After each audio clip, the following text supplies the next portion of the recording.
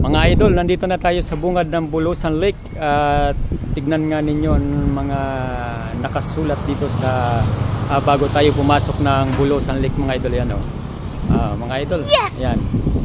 Para hindi kayo maligaw papasok ng Bulusan Lake, itong makikita niyo mga idol. Ayan, mga idol. Yan, Bulusan Lake.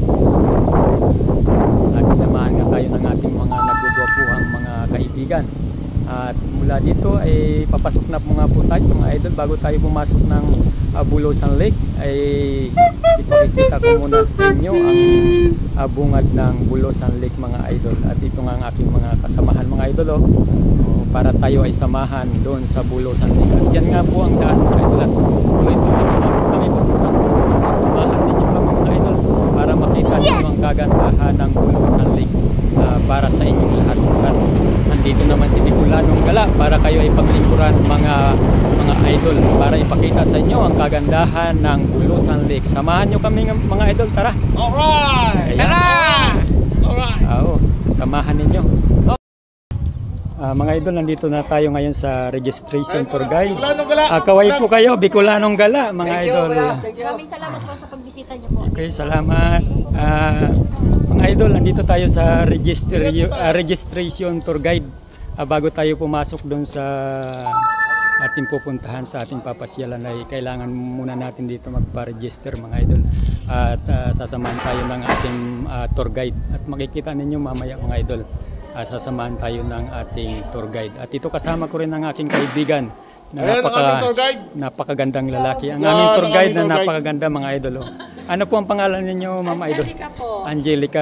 Welcome sa Bulusan Lake. Welcome po kayo sa Bulusan.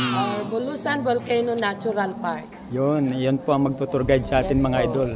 Samahan ninyo kami, mga idol. Samahan ninyo si Bicolanong Gala. Alright, mga idol, let's go! Let's go, mga idol. Ayan, papunta na nga kami, mga idol. Ayan na, at ipakita. Hello, mga idol, andito naman si Bicolanong Gala, mga idol. At bago tayo pumunta dun sa pinaka-area na pupuntahan natin, mga idol, ay i-orient muna tayo ni Ma'am Idol. Andito nga, bago tayo pumunta dun sa pagdadala sa ating tour guide, mga idol. Okay, good morning po. Bali, ako nga po yung inyong cart guide. Ako po si Angelica. Welcome and mabuhay po dito sa Bulusan Volcano Natural Park. Bali, yung pinanggalingan po natin, ito po yun. Yung registration area, 1.7 kilometers po ang layo.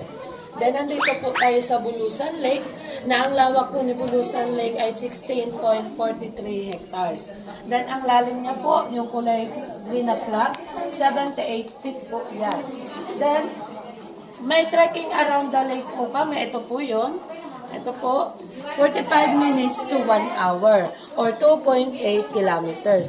Pero sa bangka po namin or sa kayaking is 30 minutes po na iikot itong Bulusan Lake. Pag tinignan po kasi natin dito, parang maliit siya, pero pag nag-activity po tayo, doon natin marirealize kung gaano siya kalawak o kalaki. Then, dito po pala ay free fishing. Bale, yung huli nyo, sa inyo na po yun. Kaso sa ngayon, wala pa po kaming fishing rod na for rent. Kung sakali may dala ang guest, yung huli nyo po sa inyo na yon, karamihang nahuli po dito ay tilapia. Mga isdang tabang katulad ng karpa, iga, dala, gurami, then hito, at ang hipo na pinapain din kay tilapia. So, bali po, akyat po tayo sa second lake kung nasaan si Agingay Lake. Ito po yung way, 4 to 5 hours po nilalakad namin ng mountaineering. Bali, sa ngayon, close pa po yung aming mountaineering dahil si Mount Bulusan ay naka-alert level 1 sa ngayon. Bali, ito na yung nasisilbing campsite namin. Then, after natin dito magpahinga, papunta naman sa pangatlong lake, si Blackbird Lake, kung nasaan ang crater mismo. Bali, 2 to 3 hours po namin yan nilalakad. Bali, 8.7 kilometers ang layo natin kay Mount Bulusan. Kaya po, hindi natin siya dito kita. Okay po, yung dark green, ito po yung protective area na ang lawak ay 3,672 hectares. May 5 municipalities po na nakapalibot dito. Andito po si Bulusan, Irusin, Huban, Kasiguran, then Barcelona. Sila po yung 5 municipalities na nagpe-preserve para po maprotektahan po ito sa pamumuno po ng DNR.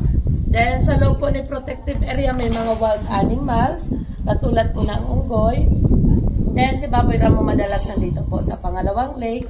May mga wild cat, wild chicken, bayawak, at syempre po hindi mawawala yung iba-ibang klaseng mga ahas at mga ibon. At bali, napansin nyo po kanina, paakyat po tayo. Sinabi pong kakaibang lake sa lahat si Bulusan Lake dahil ang karamihan daw po ay pantay sa dagat. Si Bulusan Lake may elevation siyang 335 meters above sea level. Si Agingay Lake naman ay 940 meters above sea level. Si Blackbird Lake po ay 1,565 meters above sea level. Si Sharp Peak po, inaakyat din po ito, pero sa ngayon hindi pa rin po muna. Bali, ang taas naman yan ay 1,240 meters above sea level.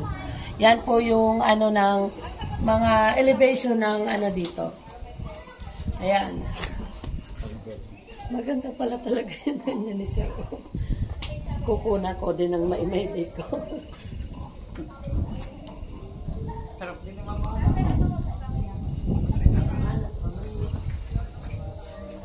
Mga idol, nakita naman ninyo ang kagandahan ng Bulusan Lake, mga idol.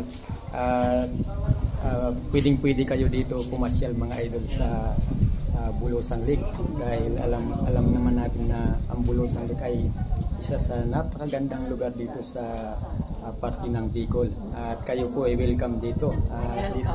Dito ay talagang marirelax kayo, mga idol, sa Stress reliever. sa kagandahan ng lugar at